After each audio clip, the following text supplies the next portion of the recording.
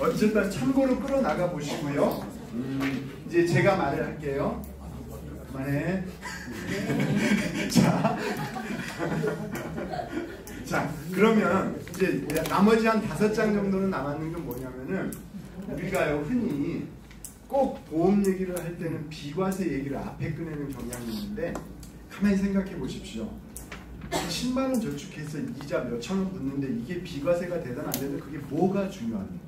그쵸? 실제로 비과세가 파워풀해지는 거는 무언가 목돈에서 큰 이자가 나왔을 때가 파워풀한 건데, 자, 그렇다면 비과세 얘기는 언제부터가 고객님에게 본격적으로 맞아떨어지는 거냐면, 고객님의 자금이 무언가 큰 돈이 되었을 때가 굉장히 중요한 문제가 되겠죠. 그래서 저는 오히려 비과세 문제를 이번에 실속정신을 설명할 때는 처음에는 안 꺼내려고요. 그리고 언제 꺼낼 거냐면, 고객님, 자, 이렇게 목돈이 모여져서 호박이 구르듯이 쿵쿵거리면서 굴러가게 되면 계속해서 이자가 발생을 하는데, 이때 비과세가 너무도 중요한 역할을 합니다 라고 얘기를 하자는 얘기입니다. 그러니까 비과세는 언제부터 시작되는 거냐면 적립금이 모이고 나서부터 시작되는데, 저는 비과세에서 무슨 얘기를 할 거냐라는 거죠. 첫 번째 좀 얘기를 해줘야 될 게 요겁니다. 우리나라는 2005년에도 이자소득세가 15.4%였고요. 지금도 15.4%입니다. 자, 그런데 우리 여태까지 교육받아 오시면서 네덜란드가 이자소득세가 60%라는 얘기 많이 들어보셨잖아요. 그럼 이 나라들이 옛날에도 60%였을까? 아니라는 얘기예요. 예전에는 우리랑 비슷했던 이유를 가졌던 나라들이 서구의 선진국들을 봤더니 지금은 세율이 몇 프로란 얘기예요? 60%, 40% 이렇다는 얘기입니다. 자, 그러면 여기서 중요한 포인트가 뭐냐면, 언제 그 나라는 이자소득세가 오를까라고 한다라면은 바로 요즘 우리나라 같은 상황인 거예요. 왜냐하면 우리나라가 지금 문제가 되는 게 뭐냐면 결국은 양극화예요. 자본주의가 심화된다라는 건 이제 돈 있는 사람들이 자꾸 새로운 과거의 왕 같은 계층이 탄생을 한다라는 얘기죠.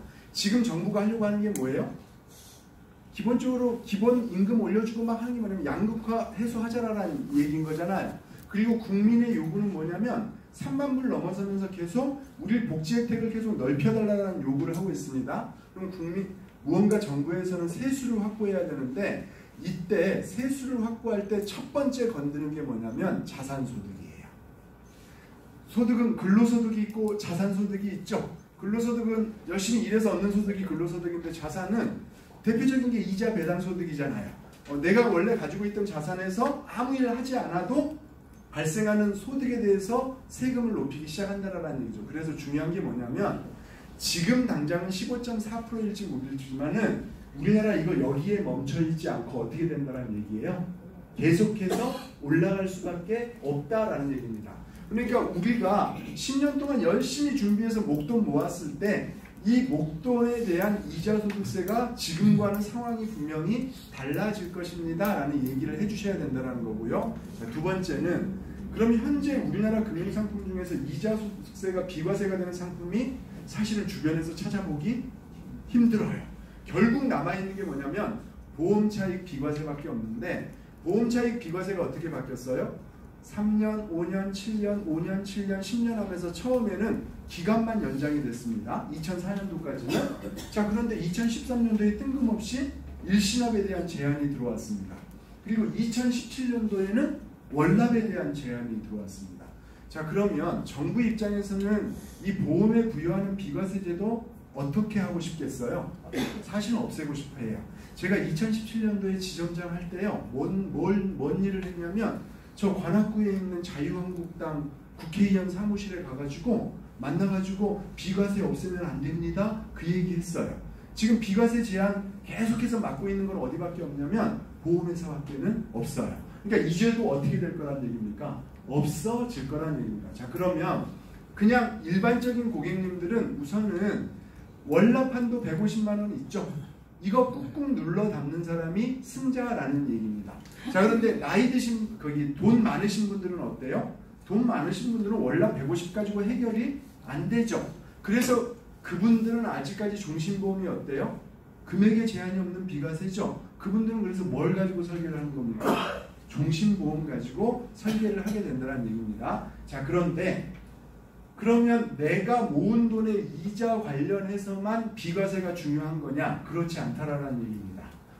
이제 건강보험료 얘기는 너무 많이 들어서 정리가 됐을 텐데, 건강보험료가 지금 2018년에 1차 개편이 이루어지고요. 2020년에 2차 개편이 이루어지는데, 이 개편의 취지만 이해하시면 됩니다. 이 취지가 뭐냐면 소득 중심으로 바꾸겠다라는 얘기입니다. 왜 소득 중심으로 바꾸냐면, 자, 평생 급여 생활을 하시던 분이 계셨습니다. 이때는 이분은 직장가입자에 포함돼서 내 급여의 일정률을 건강보험료를 내셨잖아요. 근데 이분이 은퇴를 했습니다. 은퇴를 하면 이제 직장가입자에서 뭘로 바뀌시냐면 지역가입자로 바뀌는데, 은퇴를 하면 내 소득이 줄어든 거잖아요. 줄어든 건 아예 없어진 거잖아요. 그런데 건강보험료를 더 내시는 분들도 생기더라라는 얘기예요. 왜 그러냐면 예전에는 평가를 할 때 재산소득을 굉장히 중요하게 평가를 했어요. 그래서 이거를 뭘 중심으로 바꾸겠다는 얘기냐면 소득 중심으로 바꾸겠다는 얘기예요. 자, 그럼 이 얘기는 무슨 얘기냐면, 소득 중심으로 바꾸겠다는 얘기는 소득이 많은 분들이 여태까지 건강보험료를 피해갔다는 얘기입니다. 우리나라의 현재 건강보험료 피부양자가 2천만입니다. 근데 이분이 2천만일 수 있었던 게 뭐냐면, 여태까지는 소득을 합산하지 않고 각자로 4천만 원 이하만 됐으면 누군가 아들 밑으로 들어가서 돈 안 내고 건강보험 혜택을 받을 수 있었다는 얘기인데, 2018년도에 개편된 게 뭐예요? 이게 합산소득 3,200으로 바뀌었죠. 이게 2022년도에는 합산소득 2,000으로 바뀝니다. 그러니까 2022년에는 뭐든지 2,000으로 바뀌어요. 그러면 합산소득 2,000은 어떤 정도냐면, 지금 대기업에 다니시는 분이 나중에 은퇴하셔서 국민연금을 받으시면 국민연금은 물가상승률을 반영해 주기 때문에 그분들이 받는 국민연금이 2,000이 넘게 나와요. 자, 그러니까 나이 들어서 하다못해 공적연금 하나 정도만 받아도 어떻게 하겠다는 얘기예요. 이제 피부양자 될 수 없고 거기에 맞는 세금을 내세요 라고 얘기를 하는 건데, 소득종류별 평가를 할 때 이자 배당소득은 100%를 봅니다. 그러니까 내가 금융소득이 발생을 하면 여기에 10%는 무조건 뭐에 들어간다는, 여기에 대한 걸 무조건 뭐에 들어간다고요? 건강보험료를 내야 되는데, 지금은 건강보험료율이 6.58% 냅니다. 그런데 노인장기 요양보험까지 합하면 얼추 한 7% 정도 되는데, 건강보험공단에서 이걸 몇 프로까지 올리려고 하냐면 15%까지 올리려고 합니다. 자, 그러니까 15% 이자, 이 정도까지는 안 오르더라도 한 5년 10년 있으면 10%는 된다는 얘기입니다. 지금 추세로 따지면. 자, 그러면 금융소득의 10%는 무조건 세금과 똑같다는 얘기입니다. 그렇기 때문에 비과세 소득이 되게 중요합니다. 이 정도로 얘기를 해주시면 되겠고요. 자, 나이 드신 분들에게는 무슨 얘기를, 부자 고객님들에게는 무슨 얘기를 해줘야 되냐면, 우리나라에서는 금융권에서는 부자를 금융자산이 10억 이상 있는 분들을 부자라고 규정을 하고 있습니다. 자, 그분들의 2011년도 금융자산 포트폴리오입니다. 자, 봤더니요, 전체 금융자산 중에서 2.9%만 보험으로 가지고 계십니다. 자, 그런데 2018년도에 봤더니 보험에 들어가는 돈이 15.6%고요. 거의 13%가 올랐습니다. 그럼 도대체 2011년도부터 2018년도까지 무슨 일이 발생을 했길래 금융자산 포트폴리오가 이렇게 많이 변화가 됐을까 하는데, 가장 결정적인 게 이겁니다. 2013년도에 무슨 일이 있었습니까? 금융소득 종합과세가 4,000에서 2,000으로 내렸죠. 자, 그러니까 5만 명밖에 안 되던 분들이 이런 추세로 가면 30만 명이 될 것 같아요. 21만 명이 어딘가로 도망을 가야 되잖아요. 어디로 도망갔다는 얘기입니까? 금액의 제한이 없는 보험차익 비과세로 도망을 왔다라는 얘기입니다. 자, 그래서 올해 근무하신 분들은 기억나실 거예요. 2012년도 기사들입니다. 전부 다 뭐예요? 저금리 과세 강화하자, 어디에 돈 몰린다고요? 보험에 돈 몰려서 예금, 역대적으로 한 번도 없었던 은행의 예탁금보다 보험에 몰리는 돈이 더 많았던 게 이 시기라는 얘기입니다. 자, 그러면 작년에 무슨 일이 있었어요? 금융소득 종합과세를 2,000에서 얼마로 낮추려고 했어요? 1,000만 원으로 낮추려고 했는데 유예됐죠? 자, 올해 다시 슬금슬금 이 얘기가 나오기 시작을 하는데, 이게 올해 되든 내년에 되든 이게 중요한 게 아니에요.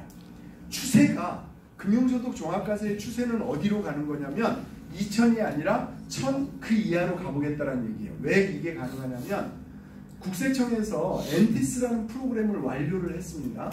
그 삼성 SDA인가요? 여기에다 2,300억을 주고 나서 프로그램을 완료해서 이제는 금융소득 종합과세 대상자가 40만 명이 되든 80만 명이 되든 간에 이 정도는 한눈에 띌 수 있다라는 얘기예요. 시스템이 완료가 됐기 때문에. 예전에는 시스템이 안 돼가지고 이걸 잡을 수가 없었는데 이제는 뭐 100만 명이 되더라도 충분히 잡을 수 있다라면은 당연히 금융소득 종합과세는 어떻게 될 거냐면 낮아질 수밖에는 없다라는 얘기입니다. 그렇게 되면 말 그대로 금융소득 종합과세 대상자가 대중화될 수밖에 없다라는 얘기죠.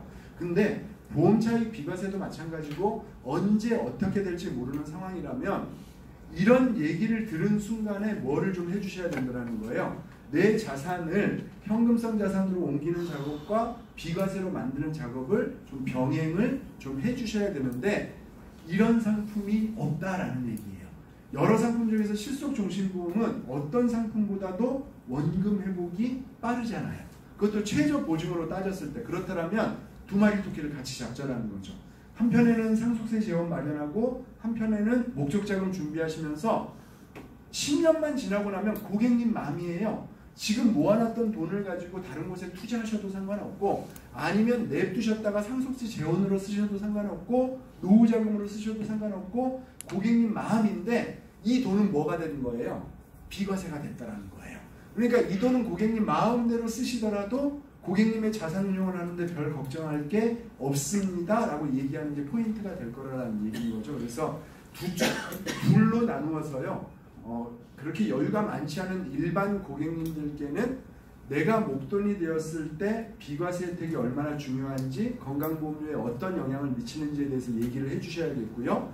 VIP 고객님들이라면 지금 자산에 대해서 재정립이 굉장히 필요한 시기입니다 라는 얘기를 좀 같이 좀 해주셨으면 좋겠습니다. 그래서 이렇게 10장을 준비를 했으니까 한번 제가 오늘 말씀드린 거는 나름대로 줄여서 타이핑을 쳐서 다 나누어 드렸습니다. 그래서 한번 잘 기억이 안 나시는 부분들은 타이핑 쳐드린 거 한번 말 좀 쳐드린 거 이렇게 쳐서 드린 거 이렇게 다시 한번 읽어보시면서 이렇게 정리를 한번 해보셨으면 좋겠고요. 지난번에 왔을 때 한번 그 말씀드렸는데요. 로또 번호 4개만 알려두고 오늘 시간 정리하도록 하겠습니다. 7번, 9번, 13번, 19번입니다. 나머지 2개는 알아서 찍으시고요. 자, 요거를 알려드리는 이유는 뭐냐면 지금 우리가 스토리텔링을 하자라는 얘기는 뭐냐면 이 상품은요 가입 설계 뽑아들고 가가지고 고객님하고 얘기하자라는 거 아니에요. 그냥 고객님 만나서 얘기하면은 그냥 얘기해보자라는 거예요. 야, 요즘 저축률 되게 늘고 있다는데 너는 어디다 얼마나 저축하냐? 왜 물어보냐면 되게 궁금해. 요즘 쓸 돈도 없다고 하면서 왜 사람들이 이렇게 저축이 점점 늘어날까? 너는 어디다가 얼마 정도 저축해? 하면서 이야기를 풀어나가죠. 자, 그래서 고객님에게 지금 뭐를 해보자라는 거예요? 이왕 저축하는 거 어디로 옮겨와 보자고요? 교부생명으로 옮겨와서 이번에는 짧은 기간이 아니라 길지만 10년 저축해서 뭐 한번 만들어 보자고요? 목돈 한번 만들어 보자라는 거죠. 그래서 고객님이 생각하는 목돈이 3천만 원일 수도 있고 5천만 원일 수도 있잖아요. 그러면 그 자리에서 내가 월보험료를 정리해 줘야 되잖아요. 그래서 이 번호는 뭐냐면 월보험료를 정리해 주는 겁니다. 자, 만약에 12년 납이라면 12년 완료 시점에 고객님이 5천만 원 모으고 싶다면 첫 번째 숫자가 뭐였습니까? 7이었죠. 5, 7에 35, 월 얼마씩 내시라고요? 35만 원씩 내시라고요. 그러니까 12년 납일 때는 목적 자금에다가 몇을 곱하시면 돼요? 7을 곱하시면 되고요. 자, 10년 납이라면은 몇을 곱하시면 됩니까? 9를 곱하시면 됩니다. 그러면 10년 납 시점에 3천만 원 모으고 싶다면 3구 얼마요? 27만 원. 자, 그럼 이제 나머지 2개는 뭔지 아시겠죠? 13은 7년 납이고요. 5년 납은 19입니다. 보험은 나이에 따라서 보험료가 달라지고 환급률이 달라지기 때문에 딱 맞아떨어지는 건 아니고 얼추 고객님이 12년 납 얘기하시면 7 곱하고 10년 납 얘기하시면은 9 곱하고 7년 납 얘기하시면 13 곱하고 5년 납 얘기하시면 19 얘기하시면 얼추 대화 중에 고객님의 월 이 정도 저축해야 됩니다라는 게 답이 나오는 거죠. 그래서 요걸 가지고 대화를 한번 풀어나가 보자라는 얘기고요. 오늘 이제 이걸로 정리를 하는데 뒤에다가는 자, 그러면 이제 고객님께서 목적 자금을 모으시면 고객님 상황에 따라서 이러하게 쓰여질 수 있습니다를 자료를 총정리해 놨으니까요. 이 자료는 이미 지점으로 다 공급이 되어 있습니다. 그래서 한번 먼저 화법 공부하시고 지금 여기 뒤에 나와 있는 요 자료들 한번 쭉 살펴보시면서 고객님에게 자금을 어떻게 활용할지는 상품 제안을 할 때 어떻게 얘기할지는 같이 해보시고요.